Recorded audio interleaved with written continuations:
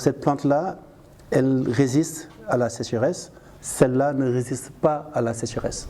Comment faire en sorte que cette plante-là résiste à la sécheresse? Donc je vais prendre cette plante qui a le gène de résistance à la sécheresse. D'accord? Je vais isoler le gène de résistance à la sécheresse. Je vais l'insérer par des techniques bien particulières dans la plante qui ne résiste pas à la sécheresse. Et je vais regarder si le gène d'intérêt est bel et bien inséré. Et c'est comme ça. Sur la santé animale, des avantages liés effectivement à l'amélioration de la qualité nutritionnelle, bien entendu, des animaux. Un avantage lié effectivement au grossissement. Consciente de l'importance des biotechnologies modernes et de leurs avancées fulgurantes dans tous les domaines, les autorités sénégalaises ont très vite compris qu'il fallait mettre en place une autorité nationale de biosécurité pour s'aligner à l'évolution scientifique du monde. Et à partir de 2000, il y a eu le protocole de Cartagena qui a été lancé, rappelons-le, par la Convention sur la diversité biologique, une des 3 conventions de Rio de 1992. Et le Sénégal aussi a ratifié ce protocole de Cartagena en 2003. Et c'est à partir de ce moment que notre pays a commencé à mettre en place le cadre national. Ils sont dans la même logique avec la signature prochaine du décret d'application qui va permettre à l'autorité nationale de biosécurité de mieux remplir ses missions. Vrai.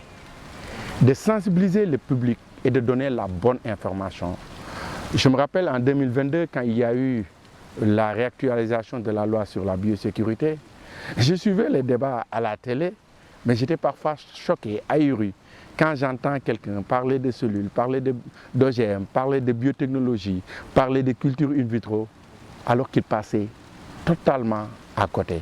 Donc l'ANB a ce rôle de sensibiliser les Sénégalais, de donner la bonne information au public pour qu'on puisse prévenir les risques biotechnologiques, les risques liés à la diffusion des OGM et peut-être leur impact potentiel sur la santé humaine, sur la santé animale et sur l'environnement. Dans ce contexte de globalisation, le Sénégal ne peut être en marge du progrès scientifique, surtout que les autorités actuelles ont affiché clairement leur volonté de souveraineté alimentaire basée sur une agriculture dynamique et durable. Pour cela, l'introduction des technologies modernes demeure un impératif majeur, en ce sens qu'elles permettent d'améliorer les plantes pour faire face aux contraintes biotiques et abiotiques relatives au changement climatique.